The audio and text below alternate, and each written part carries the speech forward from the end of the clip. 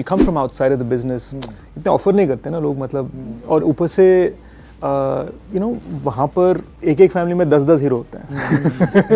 నేను అన్నట్టు ఒక ఫిల్మ్ ఫ్యామిలీ నుంచి రావటం వల్ల నాకు కొన్ని opportunities definitely I had them on a platter for me. You know ఒక స్టార్ డైరెక్టర్ దగ్గరికి వెళ్ళి, లేకపోతే ఒక పెద్ద ప్రొడ్యూసర్ దగ్గరికి వెళ్ళి ఒక పెద్ద బడ్జెట్ నా మీద పెట్టడం, ఇన్వెస్ట్ చేయడం, అవన్నీ I had all those opportunities. అంటే ఒకే ఫ్యామిలీలో ఇన్నే జనరేషన్స్గా వచ్చి మీరు ఒక్కళ్ళు హైజాక్ చేసేసి టాలెంట్ రానివ్వకుండా అని అటాక్ చేసే కొంతమంది ఒక ఫీలింగ్ ఉంటుంది. వాళ్ళందరినీ ఈ వర్డ్ని it's negative word, it's called nepotism. Nepotism అంటే ఏ ఇండస్ట్రీలోకైనా బ్యాక్గ్రౌండ్తో వచ్చిన యాక్టర్స్ అందరూ ఈ నెపోటిజం కేటగిరీలోకి వస్తారు. అంటే ఈ నెపో కిడ్స్కి ఇండస్ట్రీలో ఎంట్రీ చాలా ఈజీగా, గ్రేట్ వెల్కమింగ్గా ఉంటుంది. అండ్ ఈ నెపో కిడ్స్కి ఇనిషియల్గా వాళ్ళని వాళ్ళు ప్రూవ్ చేసుకోకుండా సర్వైవ్ అవుతారు కొంత టైం వరకు. ఏంటి మామ, అసలు నెపో కిడ్స్కి టాలెంట్ ఉండదా, వాళ్ళు హార్డ్ వర్క్ చేయరా, అండ్ ఫిలిం కోసం డెడికేషన్తో వర్క్ చేస్తున్న యాక్టర్స్ లేరా అంటే ఎస్, ఇవాళ టాపిక్ ఇదే. మన టాలీవుడ్ ఇండస్ట్రీలో బెస్ట్ నెపో కిడ్స్ ఎవరో మాట్లాడుకుందాం ఇవాల్టి వీడియోలో. టీఎఫ్ఐలో చాలామంది యాక్టర్స్ వాళ్ళ ఫాదర్స్ ఆర్ బ్యాక్గ్రౌండ్తోనే ఇండస్ట్రీలోకి వచ్చారు. మరి అందులో బెస్ట్ నెపో కిడ్ ఎవరు?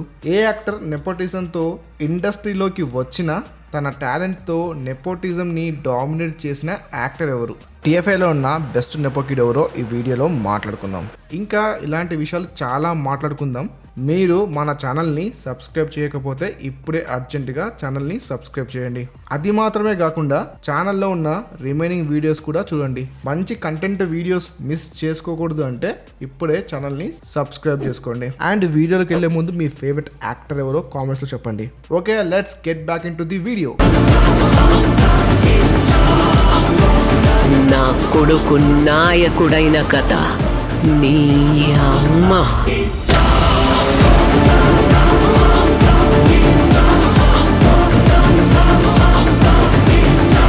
టీఎఫ్ఐలో Ram Charan, Mahesh Babu, Prabhas, Allu Arjun, Pawan Kalyan junior NTR present our tier 1 actors. వీళ్ళందరూ కూడా బ్యాక్గ్రౌండ్తోనే ఇండస్ట్రీలోకి వచ్చారు. మరి బ్యాక్గ్రౌండ్తో రావడం వల్ల వీళ్ళకి హెల్ప్ అయింది, అందులో డౌటే లేదు. వీళ్ళల్లో ఎవరు బెస్ట్ నెపో కిడ్ అంటే అంతకన్నా ముందు మన ఓల్డ్ జనరేషన్లో ఏమైందో మాట్లాడుకుందాం. సీనియర్ ఎన్టీఆర్ గారి తర్వాత బాలకృష్ణ గారు ఇండస్ట్రీలోకి వచ్చారు.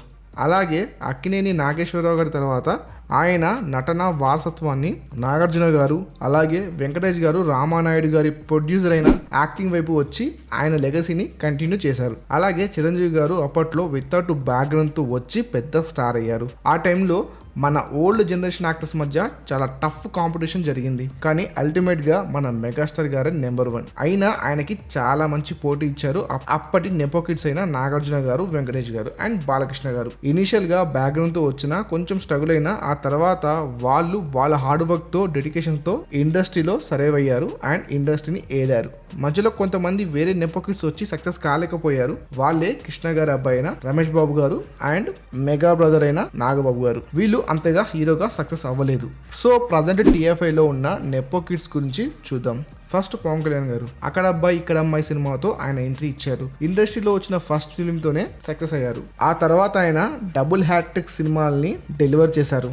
కానీ ఆ తర్వాత నుంచి ఆయనకి ఫ్లాప్స్ వచ్చిన అల్టిమేట్గా ఇండస్ట్రీలో మంచి స్థాయికి వెళ్ళారు. ఇనిషియల్గా ఆయనకి ఇండస్ట్రీలోకి బ్యాక్గ్రౌండ్తో వచ్చిన ఆయనకంటూ ఒక డిఫరెంట్ స్టైల్ని క్రియేట్ చేసుకున్నారు. అండ్ ఆయన మేనరిజమ్స్కి సపరేట్ ఫ్యాన్ బేస్ ఉంది. ఆయనకి బ్యాక్గ్రౌండ్తో ఒక ప్లాట్ఫామ్ క్రియేట్ అయింది. బట్ దాన్ని ఎప్పుడు ఆయన గ్రాంటెడ్గా తీసుకోలేదు. ప్రతి సినిమాలో ఒక స్టైల్ ఉండేది అప్పట్లో ఆయన ఫిలిమ్స్కి. ఇక తమ్ముడు సినిమాలో ఆయన డెడికేషన్ గురించి మనం ఇప్పుడు మాట్లాడుకుందాం. స్పెషల్గా డిస్కస్ చేయాలంటే ఈవెన్ ఒక స్టార్ హీరో బ్రదర్ అయిన ఆయన ఫిలింలో ఓన్ స్టన్స్ చేశారు. అందుకే అన్నాను, ఆయన ఇండస్ట్రీలోకి బ్యాక్గ్రౌండ్తో వచ్చిన గ్రాంటెడ్గా ఎప్పుడు తీసుకోలేదు. కష్టపడ్డారు, స్టార్ గా రేజ్ అయ్యారు. ఇప్పుడు పవన్ కళ్యాణ్ గారు నెపో కిడ్ అంటే అవునా, ఒక 1 మినిట్ అని ఆలోచిస్తాం. పవన్ కళ్యాణ్ గారు చిరంజీవి గారి ద్వారా ఇండస్ట్రీలోకి వచ్చారు. ఈ విషయాన్ని కూడా మనం మర్చిపోయాం. అది పవన్ కళ్యాణ్ స్టార్డమ్. ఇక నెక్స్ట్ మహేష్ బాబు. కృష్ణ గారి నటనా వారసత్వాన్ని మహేష్ అన్న తీసుకొని వచ్చిన ఇనిషియల్గా మహేష్ అన్న కూడా బాగా స్ట్రగుల్ అయ్యాడు. ఆ తర్వాత నుండి పర్ఫెక్ట్ ఫిలిమ్స్ ని ఇచ్చి కంబ్యాక్ ఇచ్చాడు. అసలు కృష్ణ గారి సన్ మహేష్ బాబు కాదు, మహేష్ బాబు వాళ్ళ ఫాదర్ కృష్ణ గారు అనే స్థాయికి ఇప్పుడు ఎదిగారు. ఒక్కటి తర్వాత నుండి ఆయన అసలు వెనక్కి తిరిగి చూసుకోలేదు. మహేష్ అన్న పర్ఫార్మెన్స్ చూస్తే మనకి అర్థమవుతుంది ఆయన ప్రతి సినిమాకి ఎంత ప్యాషన్తో చేస్తారో అని. పోకిరి, శ్రీమంతుడు లాంటి ఇండస్ట్రీ హిట్స్ ఆయన స్కోర్ చేశారు. మహేష్ అన్న ఎప్పుడు భయపడ్డు. మహేష్ అన్న ఎక్స్పెరిమెంటల్ ఫిల్మ్స్ కూడా చేశాడు. ఆయనకి సినిమా అంటే ప్రాణం. ఆఫ్టర్ స్టార్ అయ్యాక కూడా ఆయన ఎక్స్పెరిమెంటల్ ఫిల్మ్స్ ని ట్రై చేశారు. ఇది అంత ఈజీ కాదు, ఒక స్టార్ అయ్యాక మనం ఎక్స్పెరిమెంటల్ ఫిలిమ్స్ని ట్రై చేయడం. స్టిల్ ఇప్పుడు కూడా ఆయన సినిమా కోసం ఎంతో ప్యాషన్తో పనిచేస్తారు. ఇక నెక్స్ట్ అల్లు అర్జున్ అండ్ రామ్ చరణ్. ఇద్దరు కూడా మెగా కాంపౌండ్ నుంచి వచ్చారు. బన్నీ ప్రతి సినిమాకి ప్రాణం పెడతారు. అలాగే రామ్ చరణ్ కూడా ప్రతి సినిమా కోసం ఆయన బాగా కష్టపడతారు. యాక్చువల్లీ నాకేమనిపిస్తుందంటే అల్లు అర్జున్ అండ్ రామ్ చరణ్ బ్యాక్గ్రౌండ్తో వచ్చిన యాక్టింగ్ మీద ప్యాషన్తో ఇంకా ఎక్కువ కష్టపడి వాళ్ళ టాలెంట్ని ఇంప్రూవ్ చేసుకున్నారో అనిపిస్తుంది. ఈవెన్ వీళ్ళకి పెద్ద బ్యాక్గ్రౌండ్ ఉన్నా, నాకు చాలా పెద్ద బ్యాక్గ్రౌండ్ ఉంది నాకేంటి అని అలా కాకుండా ఈ ఫిలిమ్స్కి ఇది చేయాలి, డెఫినెట్గా దానికోసం నేను ట్రై చేస్తా అని మెంటల్గా బాగా ఫిక్స్ అయ్యి కష్టపడతారు. సినిమాకి ఇంకా ఏదో చేయాలనే తాపత్రయం వీళ్ళిద్దరి మధ్య ఉంటుంది. ఇద్దరు ఇనిషియల్గా స్ట్రగుల్ అయ్యారు. హార్డ్ వర్క్ అండ్ ప్యాషన్ వీళ్ళని వీరు బెటర్ చేసుకుంటూ వీళ్ళు నెపో కిడ్స్ అయినా ఆపర్చునిటీ వీళ్ళ దగ్గరికి వచ్చినా లేదు, సినిమా కోసం ఇది చేయాలి అని వీళ్ళకి లిమిటేషన్స్ ఉన్నా దాన్ని క్రాస్ చేసే యాక్టర్స్ వీళ్ళు. జూనియర్ ఎన్టీఆర్ గారి ఫస్ట్ ఫిల్మ్ చూడండి, ఏంటి హీరో ఇలా ఉన్నాడు, ప్యూర్ నెపోకి డబ్బా. ఏదో వాళ్ళ తాత సూపర్ స్టార్ కాబట్టి వచ్చాడు కానీ వితౌట్ బ్యాక్గ్రౌండ్తో అస్సలు రాగలుగుతాడా అని ఎవరికైనా వచ్చే క్వశ్చన్. కానీ ఇప్పుడు జూనియర్ ఎన్టీఆర్ అంటే అబ్బో, ఏ క్యారెక్టర్ అయినా సింగిల్ టేక్లో చేసే ఆర్టిస్ట్. ఇలాంటి actor once in a generation అనే స్థాయికి ఆయన ఎదిగాడు. దానికి కారణం సింపుల్ బాస్. మీరు ఆయన అబ్జర్వ్ చేస్తే జూనియర్ ఎన్టీఆర్ చాలా స్కిల్స్ ఉన్న పర్సన్. ఎటువంటి విద్యనైనా ఈజీగా నేర్చుకుంటాడు. అంత టాలెంట్ ఉంది ఆయనలో. ఫస్ట్ ఫిలింకి బ్యాడ్ ఇంపాక్ట్ చూపించినా తనని తాను మెరుగుదిద్దుకుంటూ ఇండస్ట్రీలో బెస్ట్ యాక్టర్ అయ్యాడు. ఇక లాస్ట్ మన ప్రభాస్ అన్న. అందరిలాగానే ప్రభాస్ కూడా కృష్ణంరాజు గారి వల్ల ఇండస్ట్రీలోకి వచ్చాడు. వన్స్ వర్షంతో హిట్ స్టార్ట్ అయ్యాక ఆ తర్వాత నుండి చేసిన ఫిలిమ్స్లో కొన్ని క్లిక్ అయ్యాయి. అందువల్ల ఆయన రెబల్ స్టార్ అయ్యారు. కానీ ప్రభాస్ ఎందుకు బ్యాడ్ నెపోకిట్ కాదంటే అందరు యాక్టర్ లాగానే డెడికేషన్తో పాటు బాహుబలి లాంటి సినిమాకి ఎన్నో ఇయర్స్ ఇవ్వడం అనేది ఏ యాక్టర్కైనా రిస్కే. ఎందుకంటే ఎవరు ట్రై చేయని పాన్ ఇండియన్ సినిమాని చేయడం ఫైన్, కానీ ఇన్ కేస్ హిట్ అయితే హ్యాపీయే. కానీ ఒకవేళ ఫ్లాప్ అయితే పెట్టిన ఎఫర్ట్స్ వేస్ట్. అప్పటికి అందరు హీరోస్ ముందుకు వెళ్తే మనం ఎక్కడో బ్యాక్లో ఉంటాం. అయినా సరే బాహుబలికి అన్ని ఇయర్స్ ఇచ్చి హార్డ్ వర్క్తో పనిచేయడం అంటే ఈజీ టాస్క్ కాదు. ఇలాంటి రిస్క్ అందరూ తీసుకోలేదు. ఒక స్టార్ అయిన తర్వాత కూడా ఆయన ఎటువంటి రిస్క్ తీసుకున్నారంటే మామూలు విషయం కాదు. అలా కష్టపడ్డాడు కాబట్టే ఇప్పుడు పాన్ ఇండియన్ స్టార్ అయ్యారు. మన టైర్ 1 యాక్టర్స్ అందరూ కూడా బ్యాక్గ్రౌండ్తో వచ్చినా మాకు బ్యాక్గ్రౌండ్ ఉంది అని మాకేంటి అనుకోలేదు.